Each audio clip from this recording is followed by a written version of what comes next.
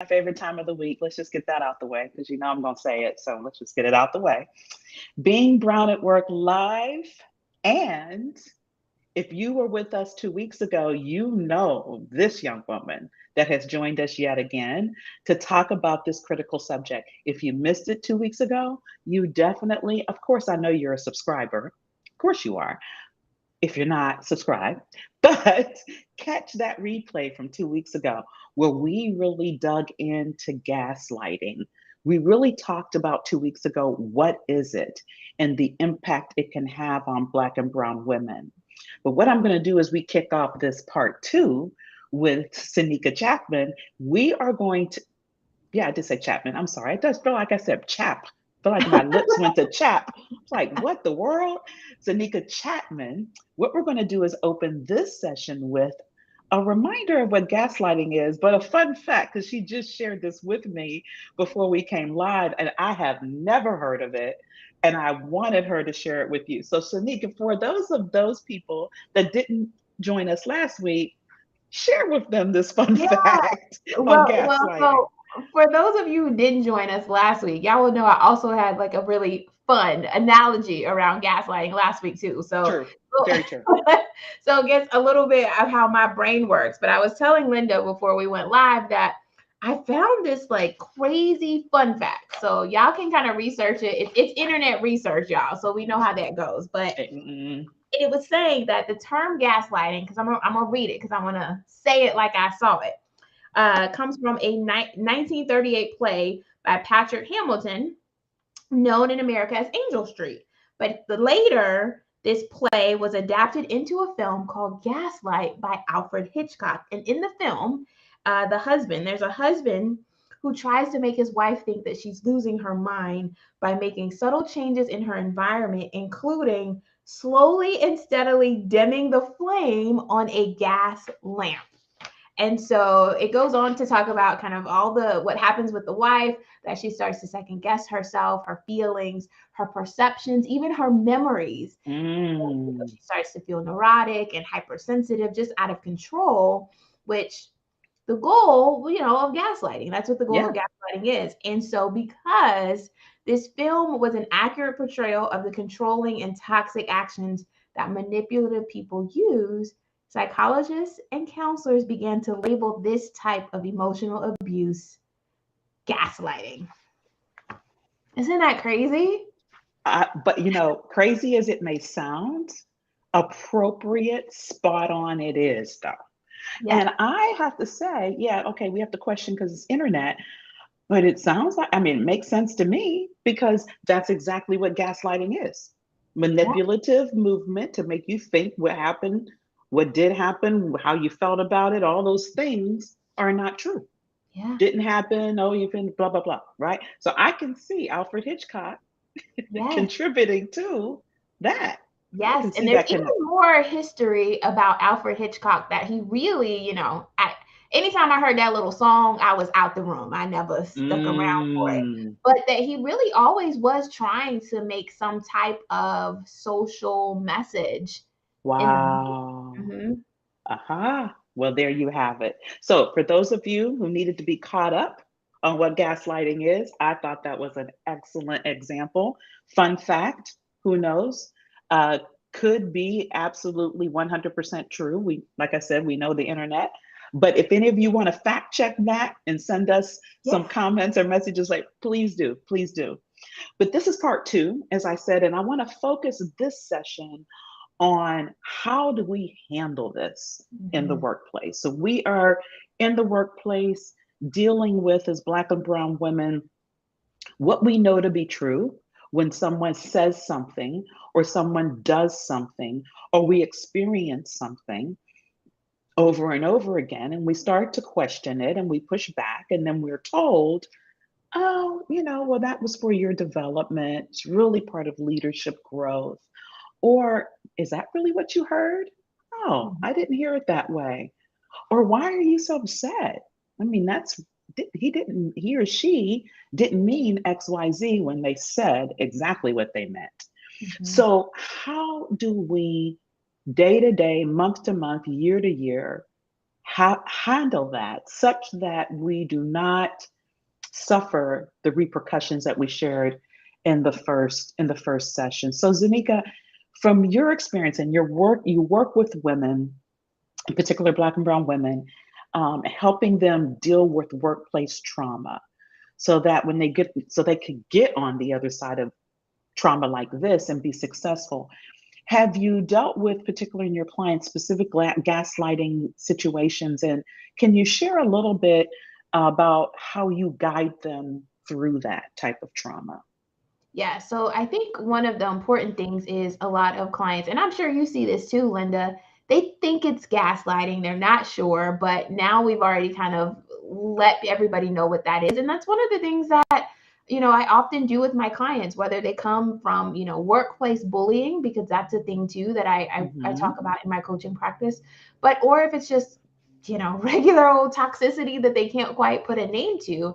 And one of the first things that I help them do is just like, you have to acknowledge what it is that you Mm, experienced and acknowledge your feelings around it. Because being gaslit and being manipulated in this way and being questioned, it just has a way of breaking your confidence. It's really the yes, work that we do is putting their confidence back together. But you can't start to heal if you don't acknowledge what it is that has happened to you and start to get some distance from it, which I know everybody thinks that you can't do these things in a work environment. I have to work with this person or I have to work with that person. Yeah, maybe you do, but maybe you don't have to give them as much mental and emotional space as you've been yes. giving them. Yes, I think that's so important. We touched on it a little bit 2 weeks ago, but we wanted to save it for this session because we're now Yeah. on the methodologies and tools side to deal with it. But you're absolutely right, Sanika. You have to call a thing a thing. You have to appropriately, clearly, and without reservation identify it. But again, I mean, that in itself could be difficult because we're already told that Mm-hmm. we overreact, we're Mm-hmm. angry Black women, we can't, what you're experiencing or how you're feeling, oh, that's just too much and it's not really like that. So just that first step alone can be daunting. It can be, you know, extremely challenging for somebody to say, I have been bullied, Mm-hmm. or gaslighting is happening. So when you're trying to help your clients at least do that foundational fundamental thing, is there some tools you give them to help them get out of their own way and allow them to really call the thing? Yeah. I think one of the things, and we might have talked about this before, Linda, that I do is like I will oftentimes show my clients. We oftentimes talk about where some of these stereotypes and myths come from, just Mm, around being a Black woman. And because, yes. and in my program we talk about disruption, and people get terrified about that word. But what it really Yeah. is really kind of picking apart why we are working. And when I say working, I mean in a corporate environment, in a 9 to 5 environment, why we are working the way that we're working. And a lot of it, we talk about mindset a lot, but there are a lot of mindset and beliefs and attitudes that we carry as Black women, and we carry that into the workplace. So this feeling of Mm, having to exist and exhibit a certain way, having to work a certain way, having to overwork ourselves just to be seen and heard, having to work twice as hard as everyone else, or yes. not questioning, right? As Black women, not Yes. questioning the Yes. authority, Yes. because as descendants of oppressed people, questioning could get you killed. Mhm. And so we Absolutely. carry that in the workplace too, right? Of not wanting to kind of push the bounds or test authority.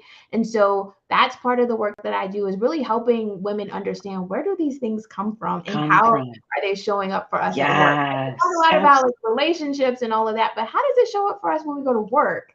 Absolutely. And Zanika, that's why for me, I know you've heard me often say, who you are personally is who you are professionally. Yeah. And the connection you just made, I mean, just we as a people questioning authority, yes, has gotten us killed. And so and I know I was raised, my mother, it will be 95 next month, right? Born in the Great Depression era. And so Yeah. I was raised in this environment where you don't question, you keep your head down, you work hard, and you just do what they tell you to do. That's all she knew, right? And she grew up as a factory worker, told what she was supposed to do. And Linda, you don't ruff feathers, you just don't, just keep it moving. And we've had obviously a lot of conversation around that. And it's been interesting for her as she's gotten older. But, and she will say, yeah, you guys do things differently. And thank goodness we do. But my point is, that's what I remember growing up, right? So who I am, I show up in the workplace, that person in the back of my mind, my mother in my ear. So I Yeah. think it's so important for us to understand that as we're trying to identify this. Barrington joined us and he says, been learning a lot about gaslighting this month, this in the workplace, and it needed and the need to identify it. He's like, great topic because some people don't know about gaslighting. And I truly believe he's right. I think although you and I and our clients, we're dealing with and working with our clients on a regular basis, there's still a handful or more of us that don't know how to identify it Mm-hmm. and then therefore understand it such that they can then do something about it. Yeah. Yeah, wouldn't you say? So Yeah. it's just so, yes, that's why this is your first key, your first recommendation to really know what it is and then speak it out, build Mhm. that confidence to say, this is what's happening to me is so important. Was there more Mhm. you wanted to share? No, and I just wanted to share just to the point where you talked about some of it being just difficult to say too. Like the other thing that I like to do, which is Mm. so simple, is to show my clients like the wheel of emotion because we tend to Oh, only want to function on one side of that, which is positive, right? And of course, us, we don't want to be mad. But listen, if somebody is gaslighting you, you are a human being having a human experience. If you're a black woman, black man, we don't want to be angry because we're always labeled that. But guess what? That's a natural emotion. yes. It's a natural emotion. When you start to understand gaslighting is really a form of manipulation and emotional abuse, how do you think you're supposed to feel? You might be a little Mm. off about that.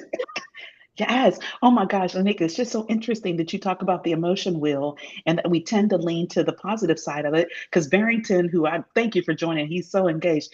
He says, I'd say most people want validation from their coworkers and supervisors about their work success, about the positive side of it. To Yeah. your point, right? We tend to focus on the positive side of the emotion wheel. So we want to feel good and we want to have those conversations. But when it comes to really identifying those challenges, like the one we're talking about, you're right. I mean, that's going to tick you off. And Yeah. you're like, wait a minute. And you have to deal with that when you are really trying to focus, as Barrington shared. Mhm. Okay, let's talk about my successes. Let's talk about how well I did that. Let's talk about this, how good I am in that part. Yeah. I'm not sure how if I can handle what's over here.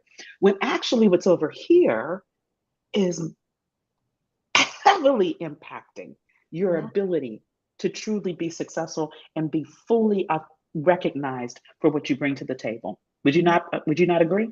Of course, 100%. I agree with that. Yeah. Yeah, yeah, yeah. Okay, so one of your first recommendations is identify. Mhm. That'll help build confidence, right? Yes. And then you use the emotion wheel to help that identification process. Absolutely love it. So, where would you recommend a person then go once they've, okay, yes, I see, Zenica, what you're talking about. You've showed me, I can grasp it now. And Mhm. yes, that's what I'm in at the moment. Okay, Yeah. so now where do I go? Yeah, and it's so funny that Barrington talks about the validation too. I think the next phase of just the work that I do is helping people to release the idea, the belief, the story, the thought that you can change other people. Mm, Because people, mm, at least the women that I see in my practice who are really broken, after toxic workplace, is yeah, they are looking for validation. They know they're like, hey, whatever happened to me was wrong, and nobody spoke up, and that's why they can't get out of the story. But you have to start to release that it yeah. really doesn't matter what you do. You Mm. can't change other people's actions. You just don't have any control over that. Gosh, and Zanika, I'm sorry, I'm gonna take this and connect it to who we are sometimes as Black women. personally, because we can get in relationships thinking we can fix someone. And oh, you know what? But Linda, I really was into him and I felt like I could change him. Mm-hmm. And that's personal. People are thinking, why is she talking about that? Because when you go in the workplace, you're not going to change Michael, just like you might not, can't even change your boss's thought, and that's your boss. Nope. You cannot, right? They are fundamentally who they are. Now, some people, I have experienced some people, and I think it's just the nature of who they are, that they're open to realizing that they possibly had the wrong narrative, wrong perspective, and they end up evolving, growing, right? You can run into those individuals. Mm-hmm. But Absolutely. nine times out of 10, which is why I love what you're sharing, Zenica, it's the mindset, right? Don't go in thinking you're going to change everybody because Mm-hmm. the likelihood of you being able to do that is probably slim. Yeah. And And, if you and sit around waiting for the validation to do that, here we are. Go it ahead. is. You were getting ready to say? No, I was just going to agree with you. And I think one of the things that I tell my clients all the time, and I think we talked about this last time too, Linda, is you have to learn to validate your own experience. Your Yes. experience is already valid. Yes. Yes. Absolutely. You got to validate yourself. You have to be able to look in that mirror and know you know who you see, Yeah. irrespective if anybody else in that workplace agrees with you. Mm-hmm. You Mm-hmm. got to know that you know. It's Yeah. like the shirt you have on, right? That we bought from a I fellow. belong on the Yes, call. I belong on the call. I belong in the room and I belong at the table. I Right. I have the love this. same shirt, right? And that's so true. I love the fact that Lisa Medley provided that vehicle for us to walk, to show that, yeah, look, and when I posted on IG, I was like, yes, I do, because I know that I do. And I Yeah. think that is just so critically important. So, okay, so first we talked about, again, everyone, just reminding you as you're joining us, I noticed that we have some Miss Nick came on just now. We have some people joining us live. Remember, a couple of weeks ago, Zenica joined us and we talked about what gaslighting is and how it affects Black and Brown women in the workplace. Frankly, how it affects anyone in the workplace, but mostly people of color. If you missed that, please go back and revisit that session. This session, what we're focusing on is, okay, now you know what it is. How do you handle it if you're being faced with it? And so Shanika's there with us. Hey, first of all, identify it. You have to be able to call a thing, know exactly what it is, and then speak it out loud. That is exactly what you're dealing with. And in doing so, it can build your confidence, as she so aptly shared. Also, Sinika shared with us that when she works with her clients, she uses the emotional wheel to help show them if they're real struggling on how to identify gaslighting. She shows them, which I absolutely loved that. I thought that was just phenomenal, phenomenal. And then because Barrington was sharing with us on validation, love this next one she mentioned. You got to be able to support yourself, validate, advocate yourself, because you're Yeah. not going to be able to change individuals. So as I continue to read some comments, Anika, why don't you take us maybe into the next steps that you would recommend? Yeah, so now we kind of can move into this phase where we can analyze it, right? Because now Mhm. your spirit is a little fortified, you're getting your swag back, and now we're at a place where we might can say specifically, let's name the situation here and tell me what you felt, so you know, okay, this thing triggered me in this way. Did you like your reaction, right? So this thing event was the trigger. Here's Yeah. what I felt and thought in that moment, and then here's what I did, right? And Mm. it's somewhere between I went off or I didn't do anything. Right. Definitely. And no judgment, right? Yeah, for But did sure. you like that reaction? And if the answer is no, usually it's not. No, we don't like going off, right? Sure. We Right. don't like to be taken out of ourselves. And sometimes we don't like to do anything. But sometimes Right. you like that answer, right? If you know gaslighting Gabby is always going to gaslight, you might be at a point where walking away works, Mm. Is everything. Yes. right? Yes. But Yes. it's doing those other steps first that now you can analyze, okay, these things trigger me in this way. And now I can plan for them. Mm. The strategy. because we know Gaslighting Gabby is going to do her thing whenever she get a chance, Hmm. but you're going to be ready with how you choose to react because it's all about owning your choices. Yes. And when you say, Zanika, at least from my personal experience, and I'm glad you used the gaslighting Gabby example, because those people who gaslight tend to just are always those people who gaslight, right? Mhm. And you can identify them, call them out. You can even know when they're about to do it after a Right. while. You mean you right? Because there's things that take them down that path. Would you agree that once you figure that out and you find out what works for you in those situations, whether it's walk away, whether it's address it, whether whatever it is, I have found that the gaslighting Gabbies tend to dial it back a notch or so because Yeah. they're not getting from you what they thought they were going to get. Yeah. They Yeah. do. And I would even look at it a different way too, Linda. Maybe they do, maybe they don't. I think part of the work is you're okay with your reaction. There we So are. maybe and I don't know. I agree with you. Maybe they do dial it back because we always feel that way. But I wonder if it's the other way around of I just don't like pay her any attention. She just buzzing around over there and I'm Exactly. And it affects me not at all. Exactly. No, absolutely. Absolutely. That could be the case for sure. For sure.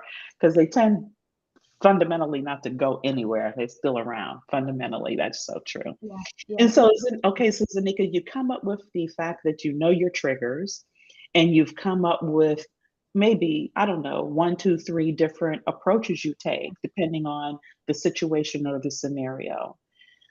What would you say to somebody that says, you know what? I mean, why? I mean, what?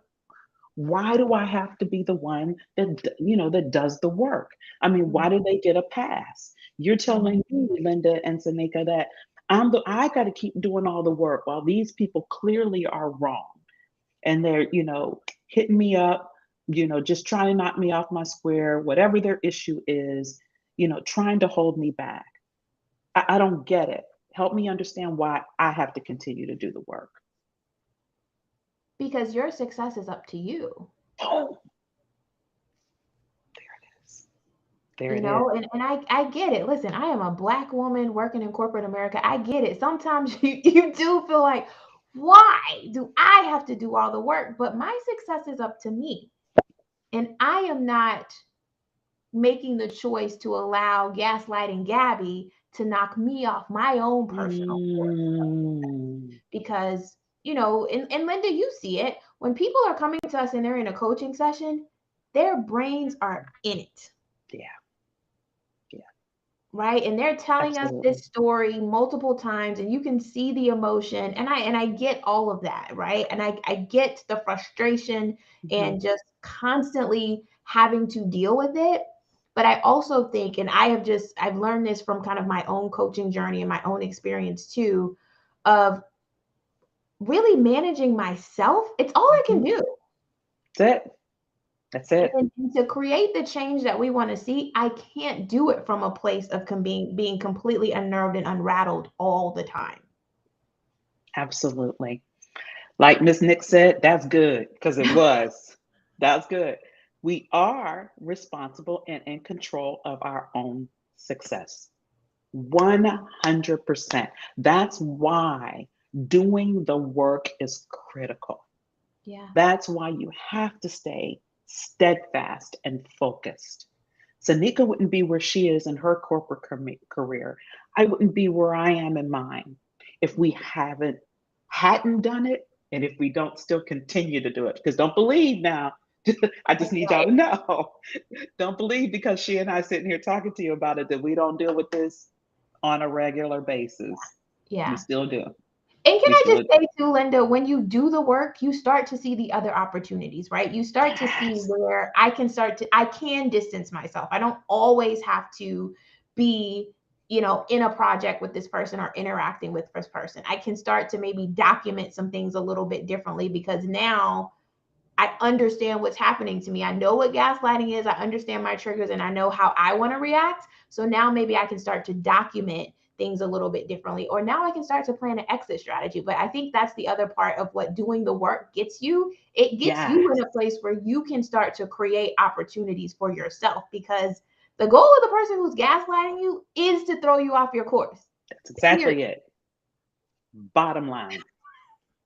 That's it. That's it. And you made a statement, I think you also said it's a choice, right? You can choose to allow them to do so, or you can choose not to. But it is your choice Yeah. because you are in control. Phenomenal, Miss Chapman, which you always are on these subjects when you go live with me, which I truly appreciate you doing. I mean, this was such a critical topic. Like Barrington said earlier, some people don't understand it. Some people are still talking about it. Consuela joined us too. She says sometimes gaslighting is the culture of the organization. You're absolutely right, Consuela. Sometimes it's not just Gabby, it's the entire organization. You are absolutely correct.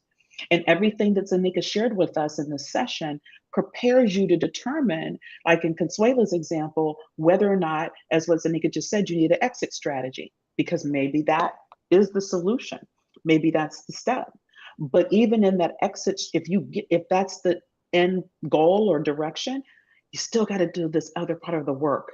I truly believe to be successful in the exit strategy and to allow it to repeat again. Would you agree, Zanika? I don't think you just, yeah, yeah, Wholeheartedly agree. yeah, absolutely. Absolutely. Well, as always, this time just flies by, but this was awesome. Zanika, I can't express how much I deeply appreciate you sharing your wisdom, your expertise, your personal experience, and every session we've been on together. I would ask you guys, if you did not, I said this earlier, but seriously, if you didn't catch part one of this, please go back and listen to part one and then come back and listen to this part two. If there's anything about what Zanika shared with you in these steps today that you need a little bit more clarity on, please reach out to her directly. I know she would be very happy to expound, give you some more context. If you are dealing with with workplace trauma, excuse me, and you need someone to help you get on the other side of the trauma, that's exactly what she specializes in.